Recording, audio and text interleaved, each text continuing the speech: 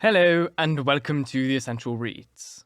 My name is Isaac, and my goal is to bring to you a bunch of classic audiobooks in an easy and accessible way.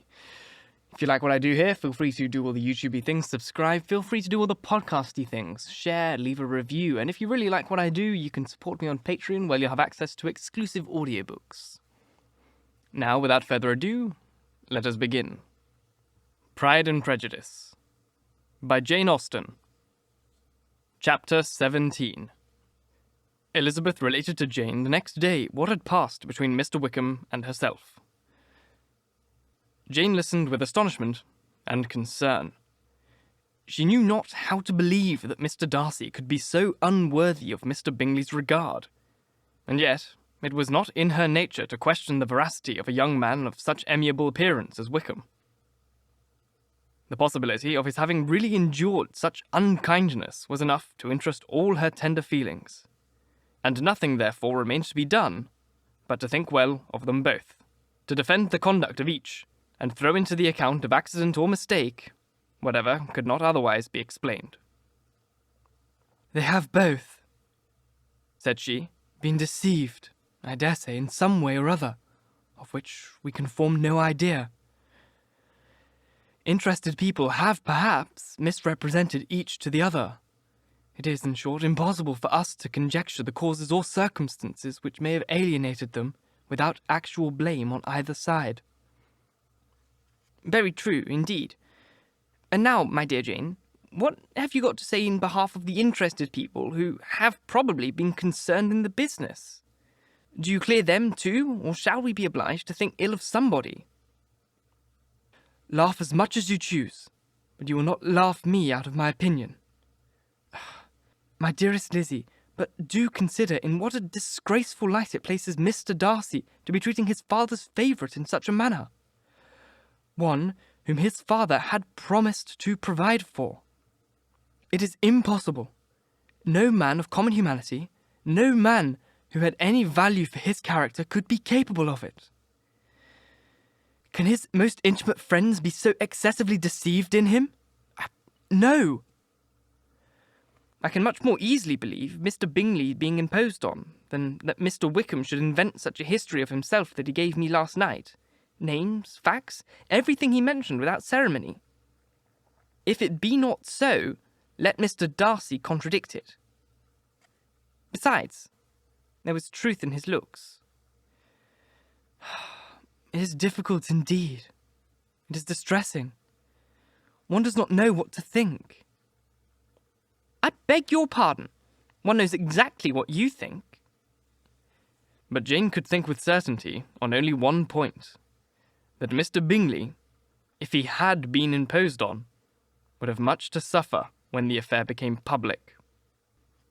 The two young ladies were summoned from the shrubbery where this conversation passed by the arrival of some of the very persons of whom they had been speaking. Mr Bingley and his sisters came to give their personal invitations for the long-expected ball at Netherfield, which was fixed for the following Tuesday. The two ladies were delighted to see their dear friend again, called it an age since they had met, and repeatedly asked what she had been doing with herself since their separation. To the rest of the family they paid little attention, avoiding Mrs Bennet as much as possible, saying not much to Elizabeth, and nothing at all to the others. They were soon gone again, rising up from their seats with an activity which took their brother by surprise, and hurrying off as if eager to escape from Mrs Bennet's civilities. The prospect of the Netherfield ball was extremely agreeable to every female of the family. Mrs Bennet chose to consider it as given in compliment to her eldest daughter, and was particularly flattered by receiving the invitation from Mr Bingley himself, instead of a ceremonious card.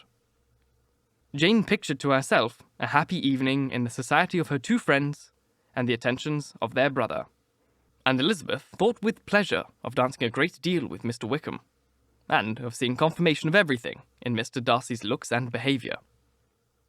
The happiness anticipated by Catherine and Lydia depended less on any single event or particular person, for though they each, like Elizabeth, meant to dance half the evening with Mr Wickham, he was by no means the only partner who could satisfy them, and a ball was at any rate a ball. and even Mary could assure her family that she had no disinclination for it. "While I can have all my morning to myself," said she, "it is enough. I think it no sacrifice to join occasionally in evening engagements. Society has claims on all of us, and I profess myself of one of those who consider intervals of recreation and amusement as desirable for everybody." Elizabeth's spirits were so high on the occasion that though she did not often speak unnecessarily to Mr. Collins, she could not help asking him whether he intended to accept Mr. Bingley's invitation, and if he did, whether he would think it proper to join in the evening's amusements.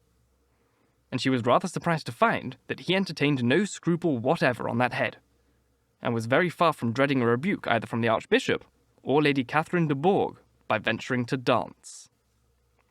"I am by no means of opinion, I assure you," said he, "that a ball of this kind, given by a young man of character to respectable people, can have any evil tendency, and I am so far from objecting to dancing myself that I shall hope to be honoured with the hands of all my fair cousins in the course of the evening, and I take this opportunity of soliciting yours, Miss Elizabeth, for the 2 first dances especially.